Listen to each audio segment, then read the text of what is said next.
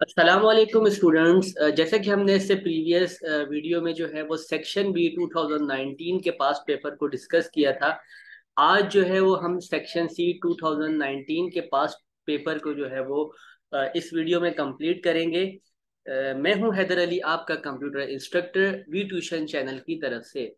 We tuition Pakistan का पहला free of cost learning platform है, जहां पर ना सिर्फ आपको वीडियो लेक्चर्स मिलेंगे बल्कि उनके साथ साथ आप अपने सब्जेक्ट से रिलेटेड तमाम क्विजेस और कंप्लीट नोट्स भी जो हैं वो आप www.vtuitions.com पर free of cost sign up होकर डाउनलोड कर सकते हैं। तो चलते हैं हम अपने नेक्स्ट लेक्चर की तरफ, जो कि आज हमारा होगा 2019 का सेक्शन सी को हम कवर करेंगे।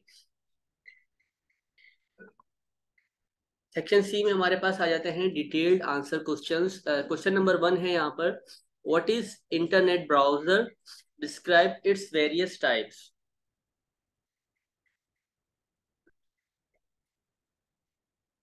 अच्छा, अब यहाँ पे आपने डिफाइन करना है इंटरनेट ब्राउजर को, और उसकी जो डिफरेंट टाइप्स हैं वो आपने जो है वो यहाँ पर बतानी है। इंटरनेट ब्राउजर की अगर हम बात करते हैं, an internet browser also known as a web browser. Internet browser को जो है वो आप वेब ब्राउजर का नाम भी देते हैं। is a software application used for accessing and displaying information on the world wide web। ये एक ऐसा सॉफ्टवेयर एप्लीकेशन है जिसमें क्या होता है कि आप जो है इंफॉर्मेशन को एक्सेस कर सकते हैं, डिस्प्ले कर सकते हैं वर्ल्ड वाइड वेब पर। It allows users to view web pages. ये जो है वो यूजर्स को वेब पेजेस व्यू करने का अलाउ करता है। डाउनलोड, आप यहाँ पर आके कंटेंट को डाउनलोड कर सकते हैं, या फिर आप जो है वो इंटरएक्ट कर सकते हैं विद ऑनलाइन एप्लीकेशंस जो होती हैं वहां पर जो है वहाँ आप जाके वहां से इसी इंटरनेट ब्राउजर की मदद से जो है वहां पर इंटरएक्ट कर सकते हैं। The browser acts as a user interface between the user and the internet. अब यहाँ पे क्या कह रहे हैं कि ब्राउजर जो होता है वो एक काम कर रहा होता है इंटरफेस की तरह से। इंटरफेस यानी कि एक ऐसी जगह, एक ऐसी इन्वायरमेंट जहां पर इंटरनेट और यूजर जो है वो इंटरनेट को जो है वो वेब पेजेस को जो है वो यूज कर रहे होते हैं। Types of internet browser, there are several types of internet browsers available. अच्छा, अब देखिए यहाँ पर बहुत सारी टाइप्स जो है वो देखने को मिल जाती है, लेकिन उसमें से कुछ ऐसी है जिनके कुछ यूनिक फीचर्स और कैपेबिलिटीज आपको देखने को मिलती है, और जिसमें से कुछ कॉमन टाइप जो है वो इंटरनेट ब्राउजर्स की आ जाती हैं। उसमें नंबर 1 पर हमारे पास है गूगल क्रोम। अच्छा, अब ये गूगल क्रोम जो है वो डिवेलप किया गया था गूगल ने, और Chrome is one of the most popular internet browser, और ये जो है वो आज सबसे ज्यादा पॉपुलर इंटरनेट ब्राउजर जाना जाता है। It is known for its fast browsing speed and easy to use interface. अच्छा, इसको जो है वो जाना जाता है इसकी स्पीड के लिहाज से, और अगर कंपेयर किया जाए उसका यूजर इंटरफेस के लिहाज से, तो इन दोनों की वजह से जो है वो इसको बहुत ज्यादा यूज किया जाता है। It also includes a range of features. इसमें आपको बहुत सारे फीचर्स भी देखने को मिल जाते हैं, जैसे कि इसमें टैब ब्राउजिंग है, ऑटोमेटिक पेज ट्रांसलेशन है, या फिर जो इसमें सर्च फंक्शनैलिटी आ जाती है वो भी बिल्ट इन आपको देखने को मिल जाती है। इसी तरह से नंबर 2 पर है मोजिला फायरफॉक्स। इसमें Firefox is another popular internet browser that offers fast browsing speeds and customisable features. इसमें भी आपको जो है वो फास्ट ब्राउजिंग स्पीड देखने को मिल जाती है, और दूसरे जो कस्टमाइजेबल फीचर्स होते हैं वो आपको देखने को मिल जाते हैं। अच्छा, अब इसको जो है वो जाना जाता है उसकी प्राइवेसी फीचर्स की मदद से, ठीक है, और इसमें जो है वो एक बिल्ट इन ट्रैकर सिस्टम होता है उसकी मदद से जाना जाता है, ब्लॉकर की मदद से, या जो इसमें पासवर्ड मैनेजर आ जाते हैं। इन तमाम फीचर्स की मदद से जो है वो आपको मोजिला फायरफॉक्स दूसरी जो ब्राउजर्स हैं उनसे डिफरेंट देखने को मिलती है। इसी तरह से नंबर 3 पर है माइक्रोसॉफ्ट एज के नाम से। ये जो है वो माइक्रोसॉफ्ट ने डेवलप किया था, और ये विंडोज 10 में जो है वो डिफॉल्ट ब्राउजर के तौर पर देखा जाता है। It offers a range of features. इसमें भी आपको फीचर्स देखने को मिल जाते हैं, जैसे कि इसमें नोट टेकिंग का बिल्ट इन फीचर आपको देखने को मिलेगा, रीडिंग मोड देखने को मिलेगा, या वॉइस सर्च का ऑप्शन भी जो है वो इसमें आपको देखने को मिल जाता है। इसी तरह से नेक्स्ट हमारे पास है सफारी के नाम से। Safari is the default browser for Apple devices. जितनी भी आपकी एप्पल डिवाइसेस होती है वहां पर आपको ये डिफॉल्ट ब्राउजर के तौर पर देखने को मिलता है। जैसे कि मैक्स के हैं, आईफोन्स हैं, या जो आपके आईपैड्स आ जाते हैं, वहां पर आपको ये देखने को डिफॉल्ट ब्राउजर के तौर पर मिल जाता है। It offers a range of features such as tab browsing. इसमें भी आपको फीचर्स देखने को मिलते हैं, जैसे कि टैब ब्राउजिंग का फीचर है, रीडर मोड है, या फिर इसमें प्राइवेसी फीचर्स होते हैं वो ऑलरेडी इसमें बिल्ट इन किए जाते हैं। ये तमाम आपको इस ब्राउजर में देखने को मिल जाते हैं। देन नेक्स्ट हमारे पास है ओपरा। ओपरा is a lesser known internet browser that offers fast browsing speeds and a range of features। इसमें भी आपको जो है वो फास्ट ब्राउजिंग स्पीड देखने को मिल जाती है, और डिफरेंट जो फीचर्स होते हैं वो आपको यहाँ पर मिलते हैं। जैसे कि इसमें एड ब्लॉकिंग का फीचर आपको देखने को मिल जाता है, वीपीएन का जो है वो फीचर देखने को मिल जाता है, या फिर आपको अलग जो मैसेजिंग सर्विस होती है वो भी आपको इस ब्राउजर में मिल जाती है। In addition to these popular browser, there are also several other internet browsers। अच्छा, अब इसमें यहाँ पे और भी बहुत से ऐसे इंटरनेट ब्राउजर्स हैं जो आपको इंटरनेट पर अवेलेबल मिलते हैं। इसमें से आपके पास ब्रेव के नाम से है, विवल्दी के नाम से है, या टॉर के नाम से है, और भी बहुत सारे ब्राउजर्स हैं जो आपको इंटरनेट पर मिल जाते हैं। Each browser offers its unique features and capabilities, allowing users to choose the browser that best suits their needs। अच्छा, अब यहाँ पे वही बात बता रहे हैं कि जो है उनकी यूनिक फीचर्स की वजह से, कैपेबिलिटीज की वजह से जो है वो ब्राउजर्स एक दूसरे से जो है वो डिफरेंट पाए जाते हैं। क्वेश्चन नंबर 2 है, what is a computer virus?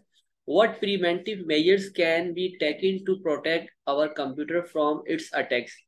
Computer virus क्या होता है, और हम अपने कंप्यूटर को इस वायरस के अटैक से महफूज रहने के लिए क्या इकदाम कर सकते हैं?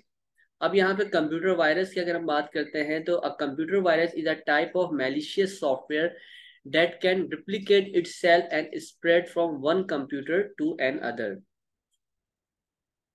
ठीक है, कंप्यूटर वायरस एक ऐसा नुकसानदा सॉफ्टवेयर होता है जिसमें जो है ये खुद खुद ब खुद ही जो है वो फैलता रहता है एक कंप्यूटर से दूसरे कंप्यूटर में। अब क्या है, a virus can attach itself to a legitimate program और डॉक्यूमेंट। ये वायरसेस जो होते हैं ये खुद से भी किसी प्रोग्राम में या किसी डॉक्यूमेंट में अटैच हो जाते हैं, and execute when the program or document is open or executed by the user। और इसमें क्या होता है कि जैसे यूजर उस डॉक्यूमेंट को ओपन करते हैं या किसी प्रोग्राम को ओपन करते हैं, रन करते हैं, तो ये वायरस जो है वो उसमें एग्जीक्यूट होना शुरू हो जाता है। Once a virus infects a computer it can cause a range of harmful effects. एक बार ये कंप्यूटर में आपके आ गया, इन्फेक्ट कर दिया, तो आपको अलग अलग तरह के नुकसान पहुंचाना शुरू कर देता है। जैसे कि सच एज डिलीटिंग और करप्टिंग फाइल्स, फाइल को डिलीट कर देना या फाइल्स को करप्ट कर देना, या स्टीलिंग पर्सनल इंफॉर्मेशन, जैसे कि बैंक अकाउंट है, आपकी ईमेल आईडीज हैं, पासवर्ड्स हैं, उनको हैक करना शुरू कर देता है, उनको चुराना शुरू कर देता है। या फिर क्या होता है, यहाँ तक कि जो आपके डैमेजिंग द सिस्टम्स हार्डवेयर, या जो आपके जो सिस्टम हार्डवेयर होते हैं उनको भी डैमेज करने तक के लिए जो है वो इन कंप्यूटर वायरसेस का यूज किया जाता है। Preventive measures that can be taken to protect your computer from viruses attacks include। अच्छा, अब किस तरह से आप अपने कंप्यूटर को इन वायरसेस से जो है वो महफूज रख सकते हैं? देखिए, नंबर 1 पर है इंस्टॉल एंटीवायरस सॉफ्टवेयर। ये आपकी पहली हेडिंग आ जाएगी यहाँ पर, ठीक है। Antivirus software is design to detect and remove viruses from your computer. ठीक है, एंटीवायरस सॉफ्टवेयर एक ऐसा सॉफ्टवेयर होता है जो कि डिजाइन किया जाता है जितने भी आपके सिस्टम में वायरसेस होते हैं उनको डिटेक्ट करने के लिए और उनको फिर रिमूव करने के लिए जो है वो एंटीवायरस सॉफ्टवेयर का यूज किया जाता है। It should be installed and regularly updated to protect your system against the latest threat. अच्छा, अब यहाँ पे क्या कह रहे हैं कि इसमें आपको चाहिए कि जब आप एंटीवायरस को अपने सिस्टम में इंस्टॉल कर लें, तो उसको आप रेगुलरली बेस पर जो है वो अपडेट करते रहें, ताकि आपका सिस्टम जो है वो नए आने वाले जितने भी थ्रेट्स होते हैं उनसे जो है वो महफूज रह सके। नंबर 2 है keep your software up to date. Software updates often contain security patches that address vulnerabilities and protect against new threats। अच्छा, इसमें क्या कह रहे हैं कि देखें, जो भी सॉफ्टवेयर है कोशिश करें कि आप उसको अप टू डेट रखें। उससे क्या होगा कि उसमें जो न्यू थ्रेट्स आ रहे होते हैं उससे बचने के सिक्योरिटी पैचेस भी उसमें दिए जाते हैं, जिसकी मदद से उन सॉफ्टवेयर्स को करप्ट होने से जो है वो बचाया जा सकता है। It is important to keep your operating system, web browser and other software up to date to ensure that your system is secure। अच्छा, अब यहाँ पे क्या कह रहे हैं कि चाहे वो आपका ऑपरेटिंग सिस्टम हो, चाहे वो आपका वेब ब्राउजर हो या सॉफ्टवेयर हो, उसको आप अप टू डेट रखें ताकि आपका सिस्टम जो है वो सिक्योर रह सके। Be careful when downloading files. अब यहाँ पे क्या देखें, B cautious when downloading files from the internet specially from unknown sources. कोशिश करें कि आप कोई भी फाइल अगर इंटरनेट से डाउनलोड कर रहे हैं तो ऐसी जगहों से ना करें जो कि अननोन सोर्सेज हों या जिसमें आप आपके सिस्टम्स के लिए हार्मफुल पाई जाती हों। तो वहां से कोशिश करें कि कोई भी ऐसी फाइल को डाउनलोड ना करें, क्योंकि वहां पर जो है वो ज्यादा चांसेस पाए जाते हैं वायरस के अटैक होने के। Always scan files for viruses before opening them. कोशिश करें कि जो भी आप फाइल को, वर्ड की फाइल है, पीडीएफ फाइल है, इमेज फाइल है या ईएक्सई फाइल है, आप अगर उसको ओपन कर रहे हैं तो उससे पहले उसको एक बार स्कैन जरूर करें, ताकि जो वायरसेस है उसमें वो डिटेक्ट भी हो सके। बहुत से एंटीवायरस ऐसे होते हैं जो खुद से डिटेक्ट कर देते हैं, लेकिन बहुत से ऐसे होते हैं जिसमें आप तक जब तक आप उसको स्कैन नहीं करेंगे तब तक जो है वो उसको शो नहीं कर रहे होते। Use a firewall. A firewall is a security system that monitors and controls incoming and outgoing network traffic। अच्छा, ये क्या होता है? फायरवॉल एक ऐसा सिक्योरिटी सिस्टम है जो कि मॉनिटर कर रहा होता है, कंट्रोल कर रहा होता है जितनी भी आपकी नेटवर्क से जाने वाली और आने वाली ट्रैफिक होती है, उसको जो है वो कंट्रोल करने का काम जो है, सिक्योरिटी देने का काम फायरवॉल कर रहा होता है। It can help prevent unauthorise access to your computer. इसमें क्या होता है कि ये बचाता है आपको, जो आपके कंप्यूटर में जो भी अनऑथराइज एक्सेस हो रहा होता है, कोई ऐसे वायरसेस का अटैक हो रहा होता है, तो उससे जो है वो प्रिवेंट करने के लिए फायरवॉल सिस्टम का यूज किया जाता है। And block viruses from entering your system. यहाँ तक के जो वायरसेस होते हैं उनको ब्लॉक तक करता है आपके सिस्टम में इंटर होने से। तो कोशिश करें कि फायरवॉल का यूज भी जो है वो आपने सिस्टम में जरूर किया करें। नेक्स्ट है यूज कॉमन सेंस। अब यहाँ पे क्या है, be cautious when clicking on links और opening email attachment from unknown sources. अब यहाँ पे क्या कह रहे हैं, कोशिश करें कि अगर आप किसी लिंक पर क्लिक कर रहे हैं या फिर आप कोई ऐसी ईमेल अटैचमेंट है कोई अननोन सोर्सेज से आई है, तो कोशिश करें कि वहां पर जो है वो आप क्लिक ना करें, ताकि जो वायरस के अटैक्स हैं वो आपके सिस्टम में ना हो सके। अवॉइड विजिटिंग सस्पिशियस वेबसाइट्स और downloading files from untrusted sources. जैसे कि मैंने बताया कि कोई भी अगर अनट्रस्टेड सोर्सेज हैं, वेबसाइट्स हैं, वहां से कोशिश करें कि फाइल्स को जो है वो डाउनलोड ना करें, क्योंकि वहां पर जो है वो ज्यादातर इन वायरसेस का अटैक से पाया जाता है। By following these preventive measures, you can help protect your computer from virus attacks and ensure that your personal information remains safe and secure। अब यहाँ पे क्या करेंगे, अगर आप ये इन तमाम इकदामात को अपनाते हैं तो आप यकीनी तौर पर जो है वो अपनी पर्सनल इंफॉर्मेशन को, अपने कंप्यूटर सिस्टम को जो है वो वायरस से महफूज रख सकते हैं। ठीक है, तो ये डिटेल में आपका क्वेश्चन है, तो ये आप जो है वो कंप्लीट इसी तरह से इसको करिएगा। क्वेश्चन नंबर 3 है, डिफाइन द टर्म बस, describe the function of any two buses. बस किसको कहते हैं कंप्यूटर में, और उसके फंक्शंस बताने किसी भी दो बसेस के। अ बस refers to a communication pathway that allows various components of a computer system to communicate with each other. इसमें क्या देखें, बस क्या होती है, एक ऐसा कम्युनिकेशन सिस्टम होता है, एक ऐसा कम्युनिकेशन पाथवे होता है जिसमें आपके जो अलग अलग कंपोनेंट्स होते हैं कंप्यूटर सिस्टम के, वो आपस में एक दूसरे से कम्युनिकेशंस कर रहे होते हैं। It is a set of electrical conductors that enable data to be transferred, यानी कि एक ऐसा इलेक्ट्रिकल कंडक्टर्स का या वायर्स का सेट होता है जो कि डेटा को ट्रांसफर कर रहा होता है आपके सिस्टम के अलग अलग पार्ट्स के अंदर। तो इसलिए जो है वो हम बस का यूज कर रहे होते हैं। फंक्शन ऑफ एड्रेस बस, अब इसमें जो है वो दो एड्रेस बस के फंक्शंस आपने बताने हैं, जिसमें नंबर 1 पर है फंक्शन ऑफ एड्रेस बस। इसमें नंबर 1 पे आ जाता है memory addressing. The address bus is responsible for transmitting memory address from the CPU to the memory. अब यहाँ पे क्या कह रहे हैं, देखिए एड्रेस बस जो होती है वो रिस्पॉन्सिबल होती है ट्रांसफर करने के लिए जो आपकी मेमोरी एड्रेस होती है सीपीयू के अंदर, जो आपकी सीपीयू में मेमोरी एड्रेस है उसको ट्रांसफर करती है आपकी मेमोरी से, और जो दूसरी अलग डिवाइसेस होती है वहां पर। This allow the CPU to access data store in memory. अब यहाँ पे क्या कह रहे हैं कि जो आपकी सीपीयू है वो उसको मेमोरी एड्रेसिंग बस जो होती है वो अलाउ कर रही होती है कि आप जो भी डेटा एक्सेस कर रहे हैं वो आपने मेमोरी से स्टोर करें, और अदर डिवाइसेस, ये जो जो आपकी दूसरी डिवाइसेस है वहां पर भी एक्सेस करने के लिए आप इस मेमोरी एड्रेस बस का जो है वो यूज कर रहे होते हैं।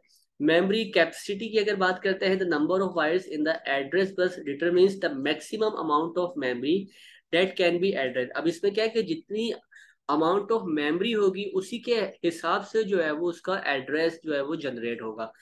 A larger address bus allows the CPU to access a larger amount of memory। अब यहाँ पे क्या कह रहे हैं कि जितना एड्रेस बस जो है वो लार्ज होगा सीपीयू में, उतना ही ज्यादा जो है वो लार्ज अमाउंट में जो है वो मेमोरी को एक्सेस कर रहा होगा।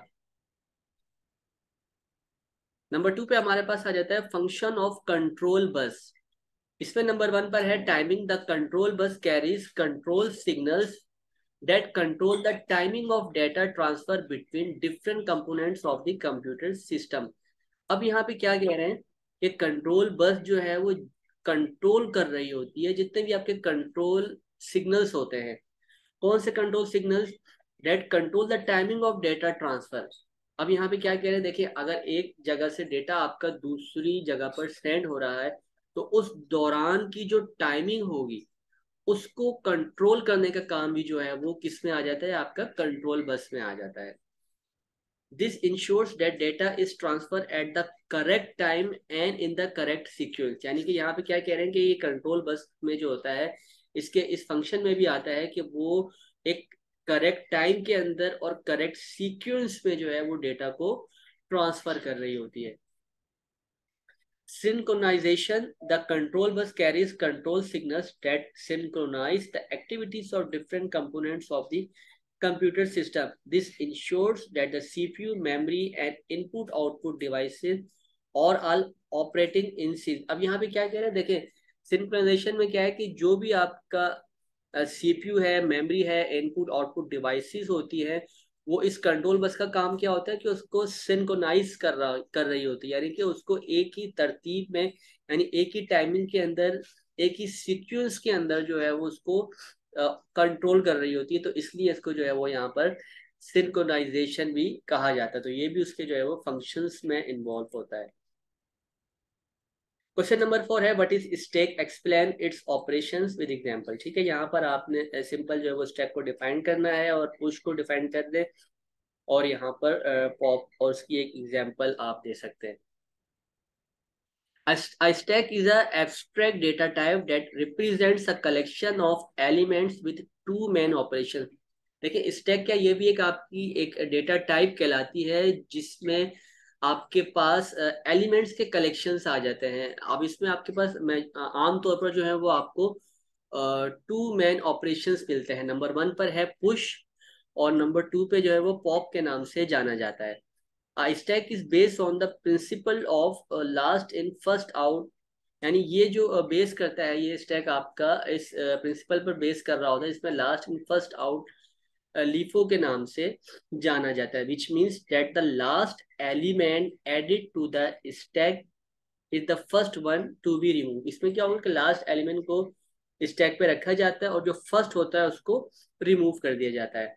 A stack is typically implemented as a simple array or a linked list। इसमें क्या होता है कि जब आप प्रोग्रामिंग कर रहे होते हैं तो वहां पर भी स्टैक का यूज किया जाता है। आमतौर पर इसको जो है वो एरे के तौर पर, लिंक लिस्ट के तौर पर, या फिर जो टॉप पॉइंटर्स होते हैं उनको पॉइंट करने के लिए भी जो है वो टॉप एलिमेंट्स स्टैक के वहां पर भी जो है वो इस स्टैक का यूज करते हैं।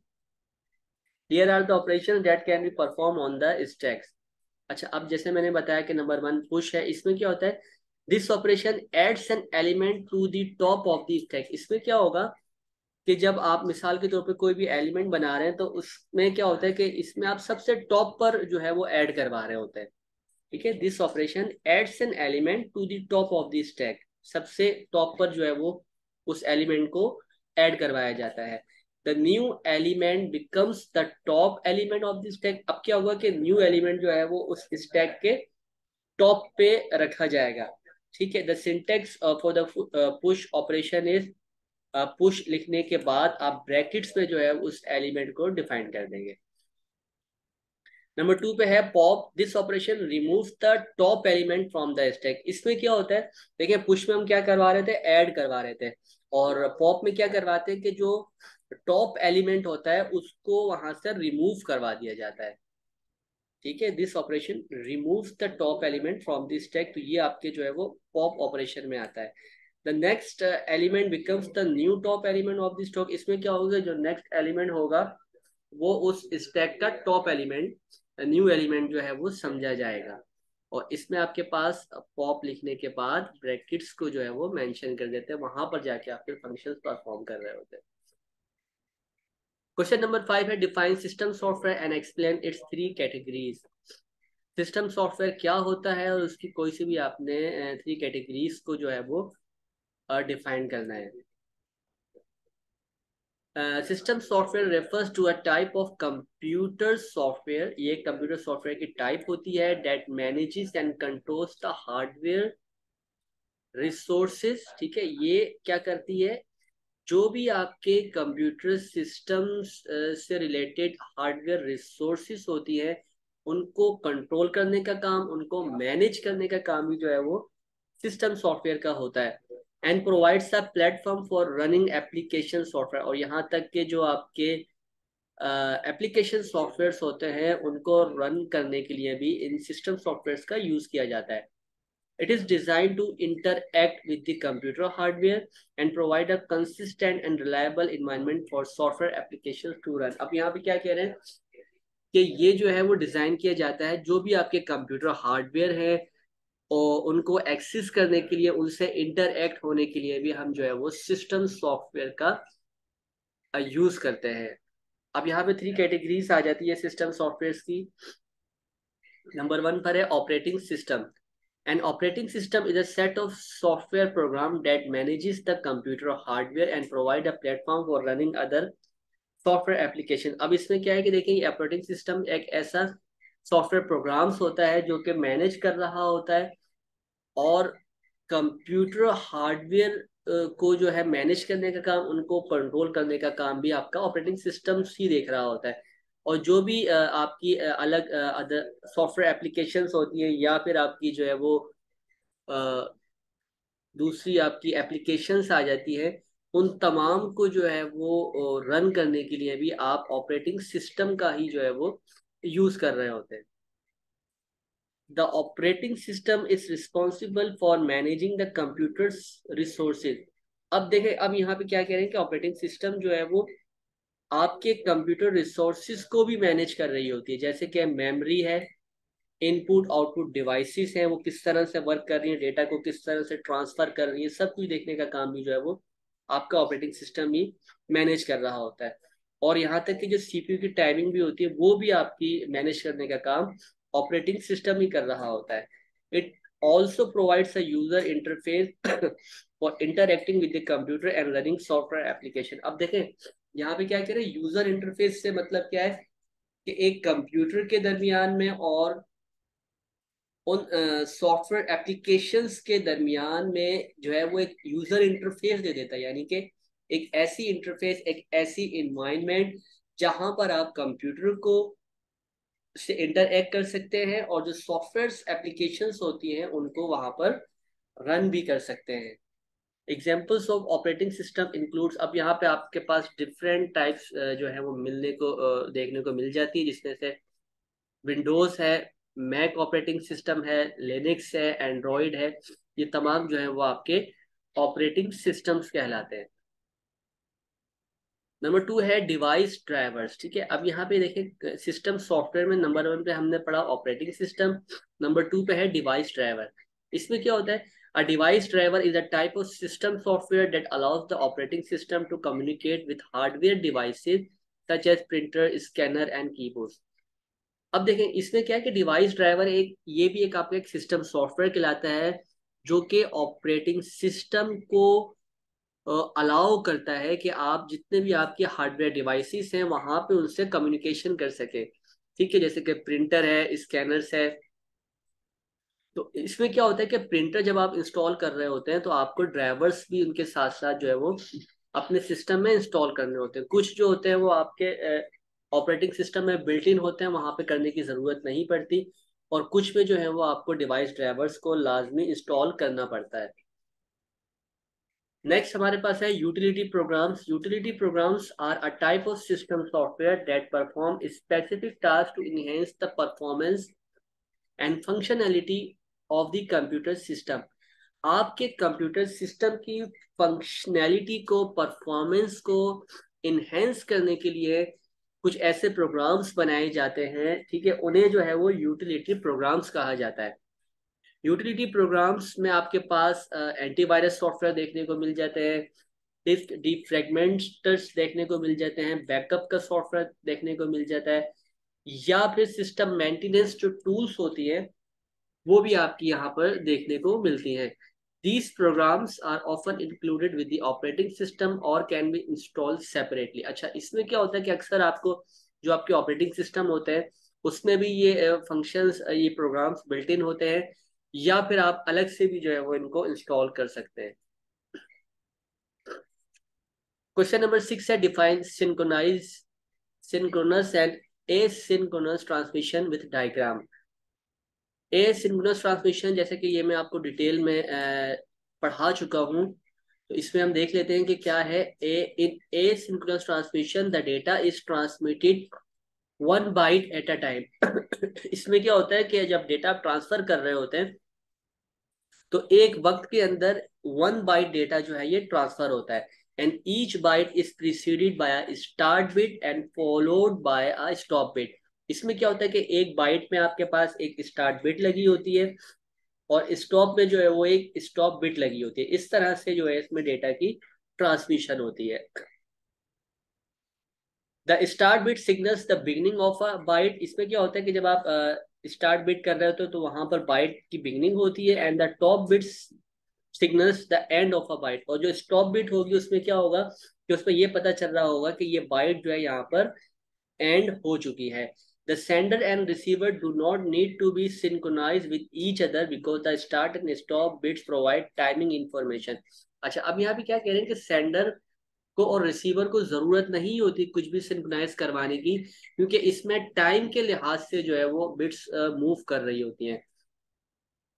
जैसे कि इस डायग्राम में आप यहाँ पे देख सकते हैं कि यहाँ पे जो है वो हर स्टार्ट बिट लगाई गई है, स्टॉप बिट लगाई गई है, और यहाँ पे आप सीक्वेंस ज्यादा देख रहे हैं, यानी यहाँ पे टाइम इंटरवल ज्यादा है और यहाँ पर टाइम इंटरवल जो है वो कम है।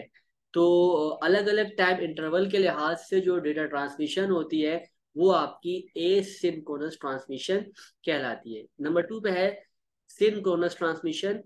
In synchronous transmission, the data is transmitted in a continuous stream of bits। इसमें क्या होता है कि एक साथ जो है या पैकेट्स की फॉर्म में जो है वो स्ट्रीम ऑफ बिट्स की फॉर्म में जो है डेटा को ट्रांसफर करती है, and the sender and receiver must be synchronise with each other. ठीक है, इसमें क्या कह रहे हैं कि सेंडर और रिसीवर जो होते हैं वो एक दूसरे से सिंक्रोनाइज लाजमी तौर पर होते हैं। This synchronization is achieved by sending a clock signal along with the data. The clock signal provides timing information to the receiver so that it can be decode the data correctly. जैसे कि मैंने आपको clock signal के बारे में detail में बताया था, इसमें क्या होता है कि क्लॉक सिग्नल्स में जो है वो टाइमिंग इंफॉर्मेशन दी जाती है रिसीवर को कि कितनी ड्यूरेशन के अंदर जो है वो डेटा पहुंच जाएगा। ठीक है, ये सारी इंफॉर्मेशन जो है वो आपकी क्लॉक सिग्नल्स के अंदर मौजूद होती है। तो उस हिसाब से जो है वो डेटा इस पर ट्रांसफर हो रहा होता है, और इसमें आप देखेंगे कि आप एक ही सीक्वेंस में जो है वो data, stream of data bits के फॉर्म में जो है वो सेंड हो जाता है। इसमें आपको टाइम ड्यूरेशन चेंज होने को यहाँ पर नहीं मिल रही होती। एक ही टाइम के अंदर जो है, जैसे कि मिसाल के तौर पर 4 सेकंड में डेटा ट्रांसफर हो रहा है, तो दूसरा भी जो है वो 4 सेकंड में ही होगा, ये नहीं कि वो 10 सेकंड में हो रहा हो। क्वेश्चन नंबर 7 है, explain the important features of an operating system. सबसे पहले हेडिंग आ जाएगी important features of an operating system की। नंबर 1 पे हमारे पास है memory management. An OS manages the computer's memory resources, allocating memory to running process and ensuring that memory is use efficiently. अच्छा, अब देखें ऑपरेटिंग सिस्टम जो है वो आपकी मेमोरी को जो है मैनेज करने के लिए भी यूज किया जाता है, एलोकेट करने के लिए, रनिंग करने के लिए, या ये देखने के लिए कि वो मेमोरी जो है वो सही से यूज हो रही है। ये तमाम जो है वो ऑपरेटिंग सिस्टम के फीचर्स में आ जाता है। नंबर 2 पर है process management, and OS manages the execution of multiple processes, ensuring that each process has access to the CPU and other system resources. It also provides mechanism for process synchronization and communication. अब यहाँ पे क्या करेंगे, जितना भी आपका CPU से related process होता है उसको मल्टीपल प्रोसेस को एक्सेस करने के लिए, एग्जीक्यूट करने के लिए भी जो है वो ऑपरेटिंग सिस्टम जो है वो इन तमाम कामों को देख रहा होता है। File management, file system management, इसमें क्या है देखें, an OS manages the storage and retrieval of files on the computer's hard drive और अदर स्टोरेज डिवाइसेस। अब यहाँ पे क्या करेंगे, फाइल मैनेजमेंट सिस्टम में आप, ऑपरेटिंग सिस्टम में आप देखेंगे तो वहां पर जो भी आपकी फाइल्स होती है उनको आप दोबारा से रिट्राइव भी कर सकते हैं, उसको स्टोर कर सकते हैं, और जो भी कंप्यूटर हार्ड ड्राइव में आपका बैकअप्स होते हैं उनको भी आप जो है वो इन फाइल सिस्टम मैनेजमेंट की मदद से रिट्रीव जो है वो कर सकते हैं। It provides mechanism for creating, deleting and modifying files and directories and ensure that files are accessed and shared safely and securely। अच्छा, अब इसका ये काम भी होता है कि उनको ऐसी मैकेनिज्म इसमें दी जाती है कि आप उसको क्रिएट कर सकते हैं, डिलीट कर सकते हैं, मॉडिफाई भी कर सकते हैं, या उनकी डायरेक्टरीज है उनको जो है जितनी भी आपकी फाइल्स एक्सेस हो रही होती है, शेयर हो रही होती है, उसको आप सेफली तौर पर जो है वो सिक्योर बनाने के लिए में इस फाइल सिस्टम मैनेजमेंट का जो है वो यूज किया जाता है। फिर हमारे पास आ जाती है device management. And OS manages the computers input output devices. अच्छा, अब ये ओएस जो है वो आपकी इनपुट आउटपुट डिवाइसेस को मैनेज करने के लिए भी यूज की जाती है, जैसे कि कीबोर्ड है, माइक, माइस है, प्रिंटर्स है। माइस जो है ना, यहाँ पर आप देख रहे होंगे MICE, ये माउस की प्लूरल फॉर्म्स में आ जाता है। ठीक है, तो इसको माइस लिखेंगे यहाँ पे। Printers and network adapters, it provides drivers to communicate with these devices and provide mechanism for controlling and configuring things। अब यहाँ पे क्या है देखें, डिवाइस मैनेजमेंट के अंदर जितने भी आपके इनपुट आउटपुट डिवाइसेस आ जाती है उनको मैनेज करने के लिए जो है वो इस डिवाइस मैनेजमेंट का यूज किया जाता है, जिसमें आपके कीबोर्ड है, माउस है, प्रिंटर्स है, नेटवर्क अडाप्टर से, ये तमाम जो है वो पाए जाते हैं। इसमें उनको कंट्रोल करना, उनको कॉन्फ़िगर करने के लिए भी आप डिवाइस मैनेजमेंट का यूज कर रहे होते हैं। Security, and OS provides security features to protect the computer system and data from unauthorised access. यहाँ तक कि आप ऑपरेटिंग सिस्टम में जो है वो सिक्योरिटी फीचर्स भी दिए जाते हैं, इनकी मदद से आप अपने कंप्यूटर सिस्टम को प्रोटेक्ट कर सकते हैं, डेटा को अनऑथराइज एक्सेस होने से महफूज कर सकते हैं, वायरसेस से महफूज कर सकते हैं, या फिर जो दूसरे सिक्योरिटी थ्रेट्स होते हैं वहां पर भी उनको जो है वो बचाया जा सकता है। It provides user authentication mechanism, access control mechanism and encryption mechanism to secure data and communication. अच्छा, अब इसमें कुछ ऐसी टेक्निक का यूज किया जाता है जिसमें आप एथेंटिकेशन मैकेनिज्म आ जाती है, एक्सिस कंट्रोल मैकेनिज्म है, या जो इंक्रिप्शन के बारे में मैंने आपको बताया था कि किस तरह से इंक्रिप्शन की जाती है, उसको किस तरह डिक्रिप्ट किया जाता है, क्या होता है इंक्रिप्शन, ये तमाम मैकेनिज्म भी जो है वो आपको ऑपरेटिंग सिस्टम प्रोवाइड कर रहा होता है। देन है user interface. And operating system provides a user interface for users to interact with the computer system. This can be a graphical user interface and a और a command line interface CLI। अच्छा, अब देखिए user interface जैसे कि बताया था मैंने आपको कि एक ऐसा इंटरफेस होता है जिसपे आप उस सिस्टम के साथ या कंप्यूटर हार्डवेयर के साथ जो है वो कम्युनिकेशंस कर रहे होते हैं। तो ऑपरेटिंग सिस्टम आपको एक यूजर इंटरफेस भी प्रोवाइड करता है जिसमें आपको ग्राफिकल यूजर इंटरफेस देखने को मिल जाता है और कमांड लाइन इंटरफेस देखने को मिल जाता है। देन हमारे पास है networking. And OS provides networking features to enable communication and data sharing between computer. इसमें क्या होता है कि आप डेटा को शेयर करवा सकते हैं, कम्युनिकेशंस करवा सकते हैं, नेटवर्किंग फीचर्स भी जो है वो आपको OS प्रोवाइड कर रहा होता है। It provides protocols and drivers for network communication. ये आपको जो है वो प्रोटोकॉल्स और जो ड्राइवर्स होते हैं नेटवर्क इंटरनेट से कम्युनिकेशन करने के लिए वो भी प्रोवाइड करता है। And provides mechanism for configuring and managing network connection. जितने भी आपके नेटवर्क कनेक्शन है उनको मैनेज करने के लिए भी इस ऑपरेटिंग सिस्टम जो है वो आपको नेटवर्किंग फीचर्स जो है वो प्रोवाइड करता है। क्वेश्चन नंबर 8 है who is mean by primary and secondary storage, define any three types of secondary storage. ये भी मैं आपको डिटेल में पढ़ा चुका हूँ, सिर्फ हम यहाँ पे इसकी डेफिनेशन देखेंगे कि क्या है और उसकी थ्री टाइप्स को डिफाइन करेंगे। Primary storage, also known as main memory, is the memory that the CPU can access directly। यानी कि ऐसी स्टोरेज होती है जिसको आप मैन मेमोरी भी कहते हैं, जिसमें क्या होता है कि CPU डायरेक्टली एक्सेस कर रहा होता है उस मेमोरी को। It is use to store data in instruction that the CPU is currently working on. अब क्या है देखिए, जो CPU करंटली तौर पर वर्क कर रहा होता है उस डेटा को, उस इंस्ट्रक्शन को स्टोर करने के लिए जो है वो इस प्राइमरी स्टोरेज का जो है वो यूज किया जाता है। Primary storage is volatile, meaning that it loses it's contents when the computer is turn off. अब यहाँ पे क्या कह रहे हैं कि देखिए ये आपकी एक वॉलेटाइल मेमोरी कहलाती है। मतलब क्या है कि जैसे ही आपका कंप्यूटर सिस्टम ऑफ हो जाएगा तो जितना भी कंटेंट्स हैं वो डेटा जो है वो वहां से डिलीट हो जाएगा या रिमूव हो जाएगा, तो उसे जो है वो आप प्राइमरी स्टोरेज का नाम दे रहे होते हैं। सेकेंडरी स्टोरेज की अगर बात करते हैं, इसको आप एक्सिलरी स्टोरेज भी कहते हैं, और इसमें क्या होता है कि is use to store data and programs that are not currently in use by the CPU। यानी कि एक ऐसा डेटा या प्रोग्राम होता है जो कि CPU करंट तौर पर इसका यूज नहीं कर रहा होता।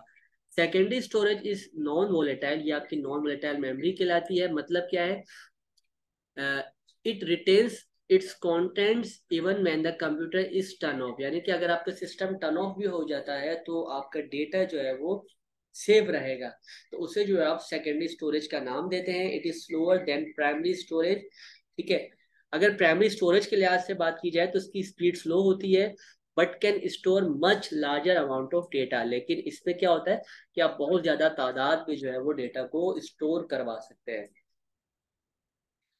टाइप्स ऑफ सेकेंडरी स्टोरेज में नंबर 1 हमारे पास है hard disk drive. These are the most common type of secondary storage. They consist of spinning disk coated with a magnetic material with read-write heads that move across the disk to access the data। जैसे कि ये detail में मैंने आपको पढ़ाया था कि इसमें एक रीड राइट हेड्स मौजूद होते हैं जिनकी मदद से जो है वो डेटा को उसमें स्टोर किया जाता है। ठीक है, और इसमें आपके पास स्पिनिंग डिस्क होती है, उसकी मदद से जो है वो जब वो रोटेट होती है और डेटा जो है वो रीड राइट हेड्स की मदद से उसमें डिस्क में जो है वो स्टोर हो जाता है। Hard disk are relatively cheap and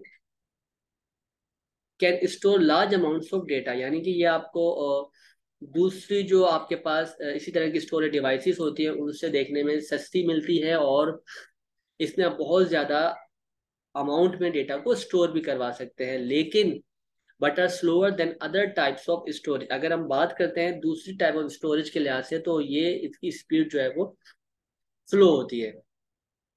number 2 पे हमारे पास आ जाती है सॉलिड स्टेट ड्राइव्स। इसमें क्या होगा, लेकिन these are becoming increasingly popular as secondary storage. They are flash memory to store data, which provides faster access time than hard disks.